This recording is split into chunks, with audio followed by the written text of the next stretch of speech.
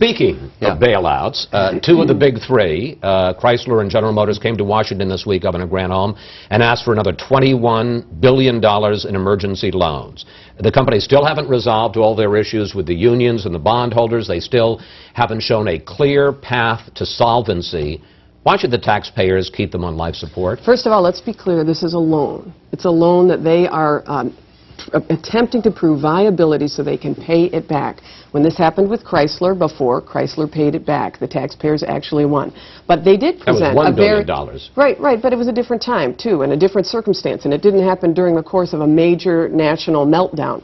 This problem is, the problem of with the auto industry is layered upon the lack of consumer confidence. People are not buying cars. I don't care whether they're American cars or international cars. My pal here from South Carolina, who I think is a bit, I mean, you'd have to say he's a bit of an outlier in terms of economic theory. He's somebody who is more of a libertarian than the rest of us, or most folks, would say that this creative destruction would be good. Every single country that has an auto industry is stepping forward to help that auto industry. Why wouldn't we help this industry too? Because it means 3.5 million jobs. You talk about a stimulus that's supposed to save or create 3.5 million jobs? Well, we would just take that whole thing away. Communities all across the country, from Michigan to South Carolina to Minnesota, would be seeing devastation. Let me bring in the outlier here, Governor Sanford, because you have a BMW plant in South Carolina, which is, I think, is not asking for any federal help. So tell Governor Granholm why residents of your state don't want to keep bailing out her companies. One, I'd say I don't know that I'm an outlier. I think I'm really more fitting with where Main Street is, because when I talk to people back home at a town hall meeting, what they overwhelmingly tell me is, I'm not getting a bailout. I don't understand why everybody else is getting a bailout. I would say with regard to automotive companies, there's some structural things that have to change for them to be competitive going forward. Some things that the BMWs and other companies across this country and across the world have done that, with all due respect to GM, they haven't done. And the idea of throwing in money so you take away that pressure that would force a reform essential to their long survival, I think short-term in perspective. You could make a generalization that they haven't done this. I'm telling you that we are the poster child state for this reform that has been going on. We have lost over 400,000 jobs in Michigan just from the vast majority of it related to the auto industry because of the restructuring that they have been undertaking. To say that they aren't doing that, or that the plans that they have you read them? You probably haven't read those plans. You don't know what they have taken on. I am telling you that they have taken on enormous efforts to restructure.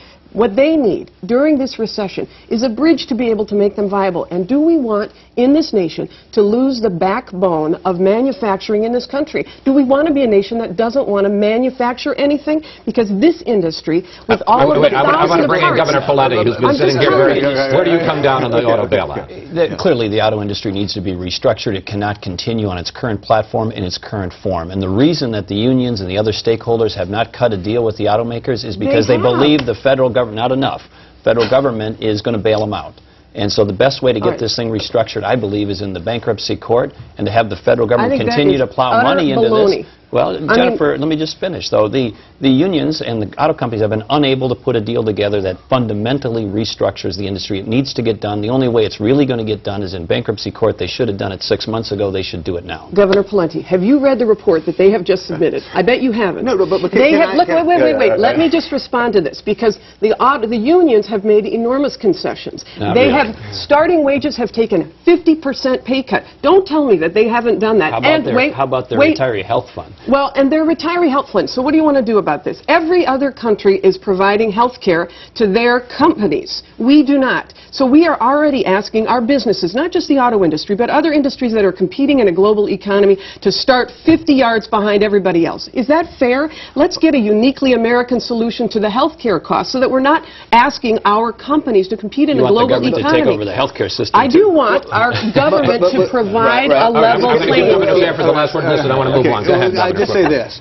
If you look at how the textile industry was decimated in the South, if you look at how the furniture industry was decimated in the South, it didn't take a series of bailouts to restore them back to, again, in some cases losing pieces of business, in some cases actually growing market share based on changing the way that they were doing things.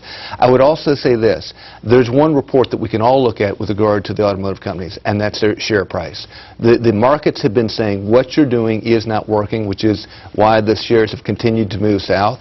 And what's interesting is they came just a couple of months ago and said, look, if you just give us this money, we'll get restructuring done, and we'll be on our way to getting things right. Here they come back a couple months later asking for another $25 billion.